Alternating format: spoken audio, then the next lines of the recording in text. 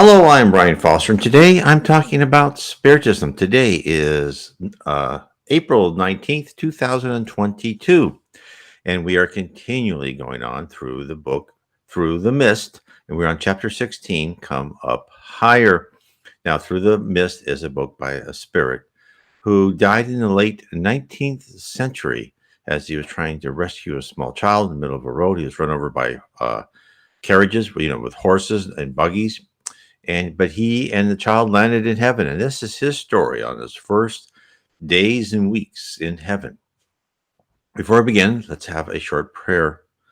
Dear Jesus, please help each one of us on our journey to spiritual exploration and our journey to spiritual enlightenment and improvement.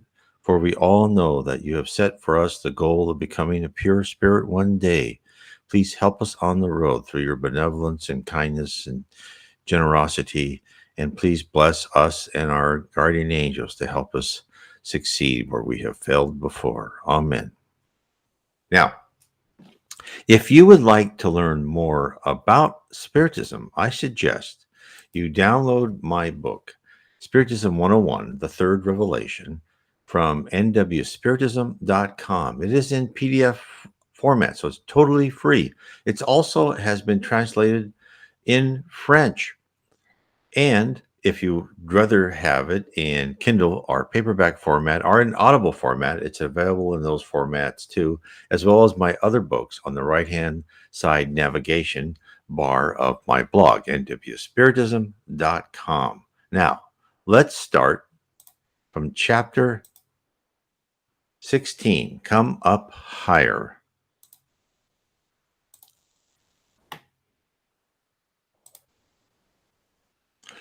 If an angel had visited me on earth, and when I say angel, I do not mean one of those inestimable saints of whom we are accustomed to speak as angels in disguise, but a real live Orthodox angel with a shining raiment and snowy wings, and tell me that I possess so many friends in the whole realm of creation, I could scarcely have believed him.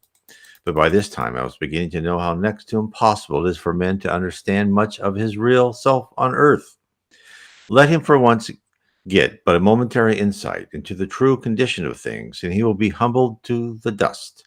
And the prayer of faith, not a lifeless creed, but in the living God who is immanent, real, tangible to the soul, would be, lead thou me on. At the flood of its revelation, coming like a tidal wave as a returning memory of my sleep life had just overwhelmed me, it would carry away all tyranny, oppression, and selfishness. It would need but one glimpse, one baptism, one blow. The victory would be won, and the real brotherhood of men forever an established fact. Just talk about what he said. So what he's saying is if someone saw and remembered, because many of us see, but we do not remember, the real heaven, the heaven that is available to us if we are able to go through that narrow door, we would be amazed at how somewhat familiar in one part, familiar that we see trees, we see people, we see roads, and then how different it is because we move by thought, we create by thought. Thought is action. People are immortal. There's no sickness. There's everything you want is yours if you have to earn the right to go higher in spiritual positions, but there's education, there's jobs, there's no poverty, no disease, none of that. So it's at one part familiar, another part just amazing. And this is what he's trying to convey, is that you are an immortal soul who, if you just put the time in and make the discovery and put some of your precious time, I know it's precious to many people, and either think about spirituality, read about spirituality, study spiritism, and understand what this spirit world is waiting for us. I know a lot of people are like me, where we read the Bible and it was kind of fuzzy, and yes, that's how we should act. We should act honorable. We should be gracious and charitable and fraternal. And then real life care kind of hits us as we become an adult, and you're just kind of into this treadmill, and you can't see anything on either side of you. And that's a hard treadmill to get off of. But the reward for getting off that treadmill of being on this social and culture society of culture on earth is wonderful. And you can ask, well, why does it make it so hard? Because you have to, in your own mind, reject everything that's coming at you by our current society. To reject the quest for materialism, reject the basis of relative morality, reject the calls for the abandonment of God and religion and divine morals. Those things you have to reject. You can still love the people that tell you those things, but you need to reject the philosophy that they're trying to espouse and know there's something higher than you. And for those who start to live by a set of divine laws, you try. You don't have to be perfect. You don't have to be a saint. You will go into that level of heaven, one of the first levels of heaven at least. And you will live a life that you cannot believe. You will not be bothered by bad gossip, by threats of poverty or hunger or disease or any of that. You'll be surrounded by people who love you and you love them. You'll be with friends of family who had gone on before you, who were virtuous, and those are the reward. So let me carry on. Hitherto, I had not been able consciously to call any man my friend in the true sense of that word, not because I had no desire to do so, for God can witness to the agony which I mourned my loneliness, but circumstances would not permit it. Those who by virtue of position might have filled such a place looked upon me as a crank, with scarcely the right to be at large, without a single interest in the legitimate pursuits of life, and the victim of a morbid craze which led me to spend my leisure among the vulgar poor. And that's what he did. He wasn't what would have been seen as a normal religious person down at the end of the 19th century in England. Because what he did is he went on his own, spending the money that he had. He came from a wealthy family and helped the poor, helped the needy. Went to the hospitals, helped the children of parents or mothers or fathers that were dying in the hospitals. And no one could believe that he would do this. And they thought he was strange. I'll carry on. With my hatred for conventional hypocrisy, how could I hope to find congenial friendship with these? I could have purchased 100 associates from the enormous class who sell their companionship for cash considerations, but cant and flattery is not food for hungry souls, nor is the slavery less degrading because its fetters are of gold. And this is exactly what many rich people do. They have yes men and yes women all around them, and they've bought their friendship. I might have found many true and congenial hearts down the courts and alleys I so frequently visited, and secretly, more than once, did I realize something of what it might have been. But the inseparable barrier of society, which forbids the brotherhood of men, stepped in. And that was the way it was in England at that time. Class system was extremely strong. And no way he could have brought someone from the slum to his house. Not that I feared very much for myself, but the open recognition of such acquaintanceships would, added to my other eccentricities, have established a desired missing link of evidence in the walls of some private house of retirement and would have put an end to the little sunshine I was able to carry to such miserable places. I just break there again. He had said in the past that his family tried to confine him to an institution because they thought he was crazy because he was such a nice person and helped the poor. Oh, God bless everybody. Okay. I was friendless in life. There was no doubt about it. It was my cross, a sad and heavy one, but I tried to bear it, and I found it grew lighter when I became the friend of others much less fortunate than even myself. That lonely longing, was it not the earth vibration of the friendships I enjoyed nightly in this other life? How the compensation of the one struggles to heal the wound it finds within the other. Here I had so many friends, dwellers on both sides of life, that all attempts to formulate a plan by which I could speedily visit them ended in failure. So at length I determined to let the matter arrange itself. And this is one of the great truths, is that you will have many friends in the spirit world. And the other truth is and when he came over to heaven, he was like given all sorts of attention. He was given help. He was shown different parts of heaven because they knew he was a good person, and he wanted to spread more and more of what heaven was really like, not what it was like as told by reverends and priests and rabbis and whoever else, because he'd seen it now, and he said, "This is so much more than I was told." And this is where I want to just say real quick. This is what I think was the miracle. Thank you for the spirit world that I found in Spiritism, because I had always thought heaven's kind of a fuzzy place. Am I still me? Why are all these things happening? And now Spiritism has told us that we reincarnate. There's karma. Bad things happen to good people because of what they did in previous lives. What's the process and procedures? How you are attached to your body? How you get out of your body? What do you do in heaven? All sorts of jobs in heaven. How you rise as a spirit? All of these things have been revealed to us by Spiritism, and this is why I'm so excited to share it to other people. Okay, let me carry on. There was one building in the city that possessed a peculiar interest for me, and thither I turned my first attention. It was the rendezvous of those street Arabs who, in large cities, earn a precarious living by selling papers and matches, and to it they attached the designation of the college. Many were the nights I'd spent in this place, watching the delight with which the visitors appreciated the provision here made to counterbalance the hardship of their other life, and listening to the multitude of experiences which everyone had to recite.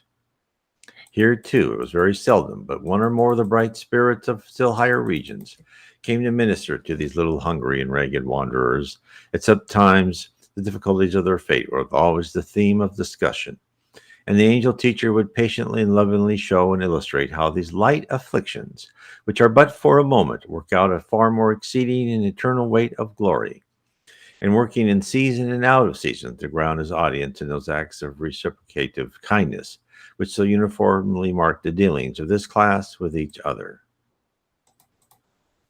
Men wonder where these children, gutter bred, learn these acts of humanity and consideration, which for purity of motive put so called Christian philanthropy to the blush, where they are taught to help to bear each other's burdens, where they are first instructed in the practical application of the golden rule. I can answer the inquiry. They are instructed in the elementary schools of heaven, to which they are summoned, while their bodies be asleep in dark corners and doorways, under barrels or carts, or in the outhouses of your Christian city.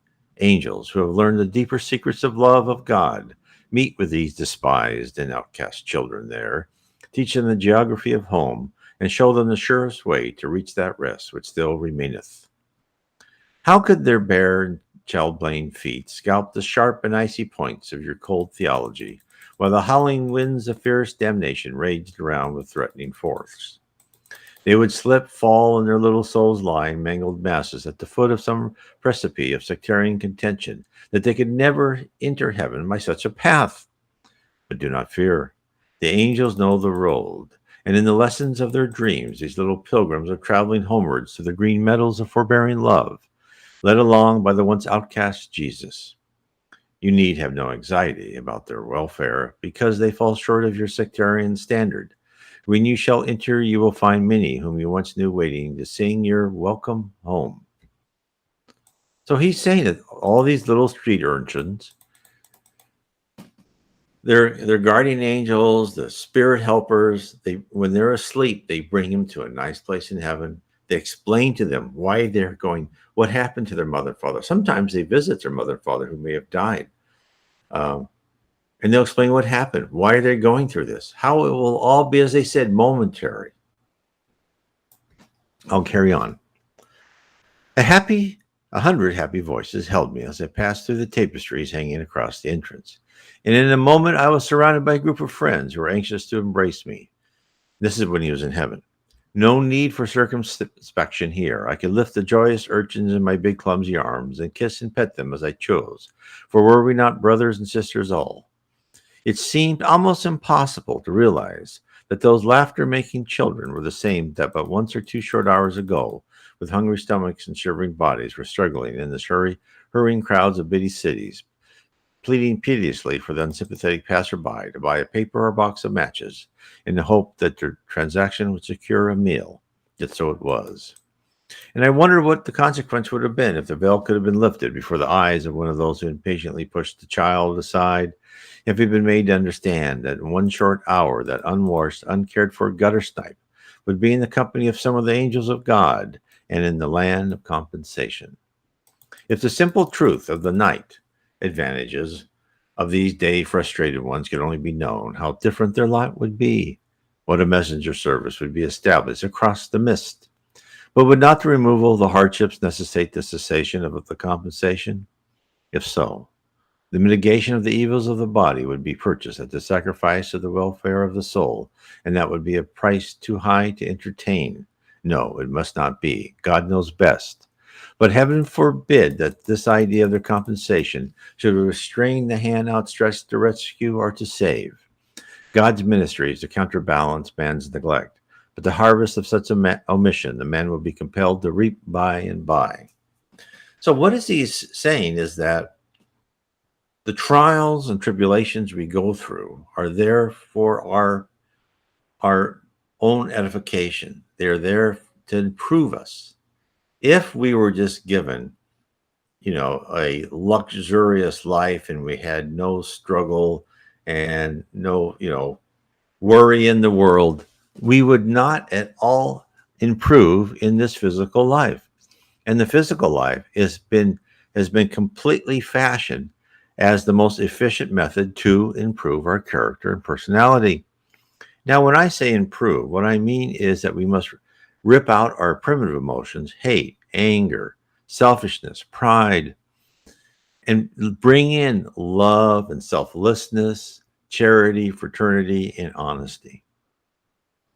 Because think, when you go to this world where thought is action, do we want someone who wallows into the depths of primitive emotions? What would their thoughts be? What would their actions be? How would that translate from their thoughts to actions if they were in a position of power in the spirit world? It would not be good at all. And therefore, we must go through these trials and tribulations in order to discipline our minds so we're ready to be welcome in heaven. That is why we're here. I'll carry on. These reunions have another, and in some respects, perhaps an even more pleasant side than the ones I have dwelt upon. The former comrades and companions of these children regularly meet with them again and are made to minister to their less fortunate friends. Very touching it is to listen to their recital of the pleasures into which they have entered, and the contrast of their present life with the one which is the listener is alone acquainted.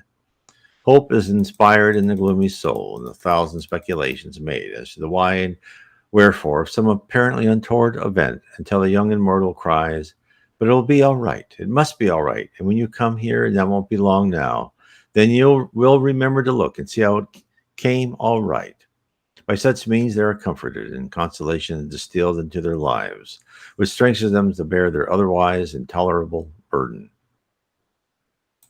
I had not finished my salutations before the curtains were again drawn aside, and another visitor entered, whose appearance caused even more excitement than my own. I did not know at first, but after I recognized that it was he, Arvez, who had carried my little charge from my arms when I lay upon the slopes. This is what happened when he first died, and he rescued people. He thought he rescued, but they both died being trampled by horses. But they both appeared in heaven, and neither one felt any pain. And this is who he's saying. This was the person who, Arvez, was the spirit that said, "Oh, give me that boy, I'll take care of him." And another spirit came and led our main spirit out of where he was. I also recalled several previous visits we had paid to the college, and then became conscious of the object of his present mission. The coming dissolution of the body is in every case known on this side of life in advance, whether by accident or lingering disease. At this time, okay, so first of all, it's known in advance. So again, this is an example of predetermination. We go through our trials and tribulations. Sorry, I had to get some water. And some people may think this is complete predestination. We have no choice in anything. But the spirits have told us over and over again that whereas the trials and tribulations, the episodes, the bad marriages, the the bad businesses, the bad jobs, all that are predetermined. But our choices within that episode, do we learn from that? Do we make the right choices, the wrong choices? Are we kind during times of our own trouble? All those are up to us.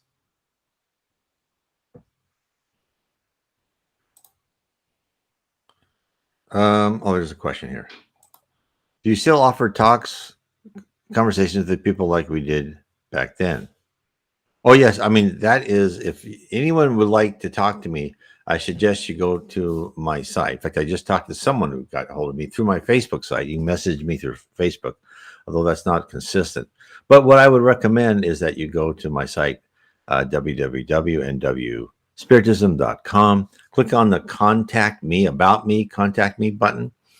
Give me an email with, send me your email. I'll send you back my personal email, and we can then talk via Skype or WhatsApp or however we would like to talk. Just to let you know that I do that quite frequently. Be my pleasure. Okay. Okay. So I was just saying that they know when these things are going to happen.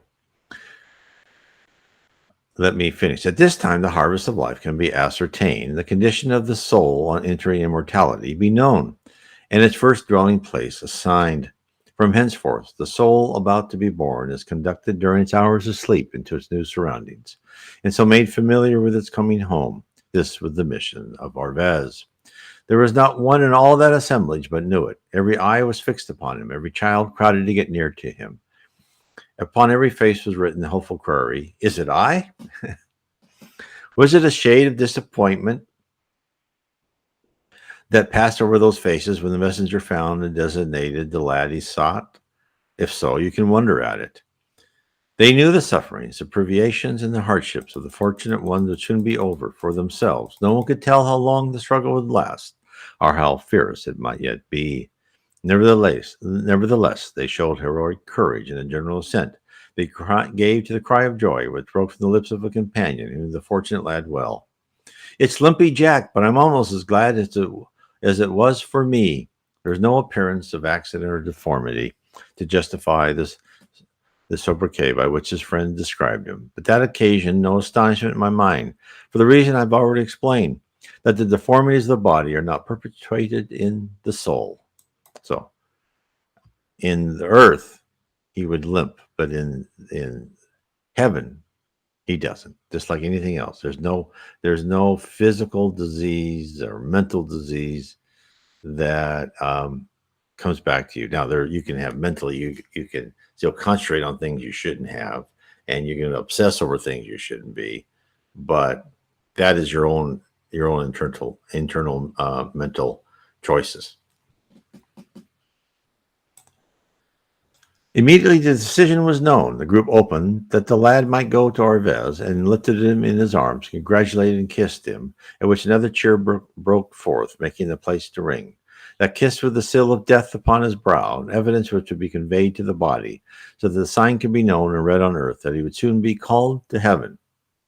So they're all happy, right? They're sleeping at this time. He's probably there when they're all sleeping, and he goes, "Okay, you, uh, limping Jack."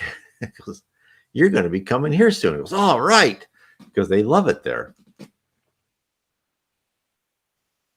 The boy who announced his name followed him as he came forward, and when the cheer died away, looked up at Avarice and asked, "Is he a coming soon?" "Presently, as soon as we can bring him away," was the kindly response. "Jack, you won't go and forget us when you come, will you?" He goes, "Of course I won't. Well, I'll come here regular like I do now, and of course I will." "All right, Jack, I trust you. And when I wake, I'll try and remember you coming, and I'll look after you till you do."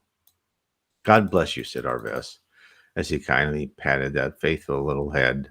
So what he's saying is that when they leave that little area, because there must be an area that all these kids go to and they're taught and they're talked to, but when they uh, die physically, they go to other places. They probably go to schools in the spirit world. There's lots of schools for children in the spirit world, and at different levels, where it's ever best for them. The law of affinity knows where to place them. Now, here's a question: Then he turned away to carry the lad to see his new home. I was anxious, if possible, to know their destination, so he turned towards the door where Arvis was waiting for a moment. Where do you take him? I asked. To the house of a sister who is not altogether unknown to you. Will you go with us? I shall be delighted, I replied. But will he live with her? For the present, he needs instructions and guidance, and she will undertake that duty. We traveled must have been a long distance, but the process of aerial locomotion, and it's called volitation. Let me read the sentence. But the process of aerial locomotion is by no means wearisome, and the time was pleasantly occupied in listening to the multitude of questions propounded by the lad and patiently answered by Arvez. Now, what volitation is you travel by the speed of thought. So if I was in the spirit world and I was on Earth, I say, okay, I want to go to Saturn. I would think of Saturn and I'd be there. There is no speed of light, uh, speed limit in the spirit world. There is no necessity for me to speak, for the answers so kindly given to the boy were full of information to myself, while I was more than once amazed at the care and patience which were expended upon replies to questions that on earth would have sorely taxed the equanimity of the most forbearing. We passed by several cities of considerable size, whose many beauties were a never failing source of admiration, not only for Jack, but for myself as well. So there's cities in heaven. And on like the first levels of heaven, there's a city above every major geographical place of population. No Solar is the city above Rio de Janeiro. And there's other cities. And there's cities above London, there's cities above New York, there's cities of, Mexico City, all that. But every object was but another evidence of the pleasures yet in store for me. When the opportunity should be afforded for leisurely visiting each scene and sipping the sweets of knowledge which abounded, there were cities I then imagined, and since confirmed, that were the originals to which Rome and Athens and Carthage, Babylon, Thebes, and Nivea aspired in the days when their beauty touched its zenith. Toil on, pious soul, what though on earth thy pilgrim feet may never stand within the sacred shrine of thy heart's desired? For what if thy dim eyes will never look upon the land thy kindred call by the sweetest name of home? Every aspiration awaits the coming and the far more beauteous guise where the eternal noon abides forevermore. The Jew whose wandering feet have never stood upon the Mount of Olives, the Mohammedan whose eyes was never fired at the sight of the Mosque of Mecca, the Catholic who had vainly hoped long to gaze upon the Vatican, the Christian who falsely dreamed that he would one day stand within the walls of Bethlehem or climb the hill of Calvary, and every earnest soul who had some holy sanctuary where with unshod feet his spirit would fall in worship adoration. Take courage when love has wrought its work of purification on your heart, when your hands have grown tender under the touch of kindness, when in your eyes are lighted the beacon fires of affection and your souls are clothed in the robe of charity and forgiveness, when the Christ of God is born again in you, and you, through tribulations, have been baptized into him, you will find a better goal than that for which you sigh, and your realization shall be far beyond your anticipation in that home where the soul in every respect shall be satisfied when it awakes in his likeness.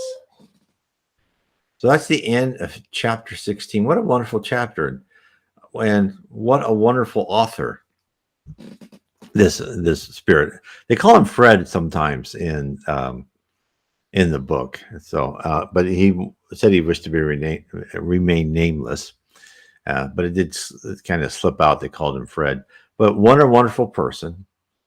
And, to think about, no matter what child is out there, no matter what hurt and harm they go through, at night they are comforted by people in the spirit world. And that happens to people, children who are abandoned, or their mother dies, they may be orphaned. The spirit world tries to reconcile, or tries to get them to meet their mother in heaven, and their mother is part of their education many times. Now, some mothers who don't want the child, that happens, then they are raised by wonderful and kind and loving spirits. But when they can, they try and keep them together. And then at some point in time, when the child comes, even if they're an adult, they reunite with their mother and they feel that love, and that memory comes back of everything that happened while they were in the spirit world. And for those who are mothers and fathers on earth who have lost a child, you will be amazed, and maybe many times you won't remember, but you'll feel this comfort that you would have met your child, and your child will tell you, Mom and Dad, everything is wonderful. I'm having a great time. And they make sure they have a great time because they're full of love, they have fun, they have play, they play games. I know of one instance in the book uh, by one of the books by the Reverend G. Val, and I actually have it in my book, Spirits and the Spirit Realm, where I talk about what children do and the games they play. And like on Earth, where children play games, let's say like Marco Polo in the pool or whatever. It's always it's the same way they're playing, but they're also bringing up skills. And they had this one game where, remember, thought is action, and they would make a circle around a fountain, and then they would have to say, "Okay, you go," and then someone would have to go and leap, and then through their thought, go on top of one part of the fountain, and then they have to close their eyes and go back to the exact same spot they were at. Again, this would increase their awareness of where they were to make sure they saw a different environment. So if they just closed their mind, went back to that environment, they'd be there right away. Another game is they would line up in two columns, and then there would be and remember, thought is action. There'd be a child going through the middle of the two columns, and he would, through his mind, he wouldn't touch it. He'd have a ball in front of him, and he would walk, and the ball would be steadied by his mind, by the forces of his mind in front of him. And each side would try to push or pull the ball and make him drop it. And sometimes the sides they said in this passage, the sides would agree. One side would push, the other side would pull to really give a strong impetus for the ball to be loose from this child's mind control. That's another game they played. So these are what happened. Now, as the older children got, there was also this teacher who gave an idea that he took these older children, and they said, okay, lay down in the grass, and then kind of just close your eyes and kind of look into the future, look into the spirit world. And he goes, well, what did you see? And then they would describe something, and he would put their hand on their head and go, well, you're almost right. What this really is, you didn't go down a level. You actually saw up a level in heaven. And he explained to them, and he would train them how to use their innate talent to query where they were, and how to query this universal database, as I call it. That's a name I give it. I haven't heard anyone else give it names, but where you can just go and you can see things, and you can travel as far as to the level of your parameters are set, your permission set, as we say in computer science. That you, in fact, it's interesting. In the book of mediumship by Allan Kardec, in the book of mediums, he talks about all different types of mediums. But I did meet this one medium in Rio, and I got to know him pretty well. He told me a lot of things about myself. That he didn't hear spirits. He didn't see spirits. Spirits didn't speak through his mind, but he had the ability to kind of wander the spirit database, the universal database. And he'd go, well, now there's something you're thinking like about a ship and turning. And I could see, yeah, he's, some things he was wrong, because he'd have to interpret these things he sees. And he would pursue mentally the next pointer to something else, right?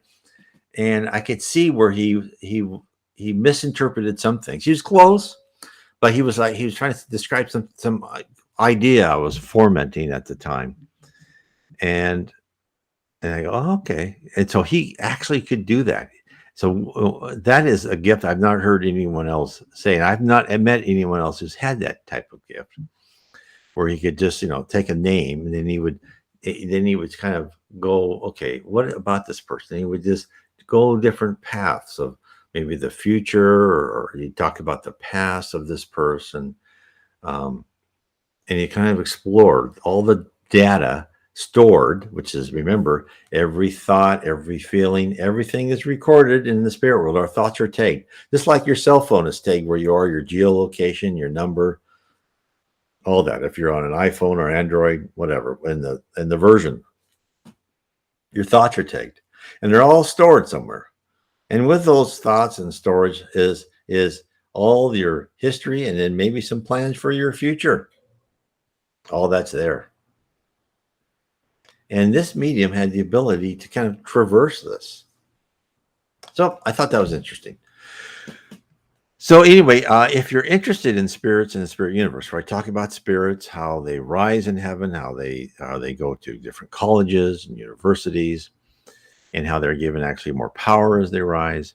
You can find the link to that book down below in my description that I will enter this.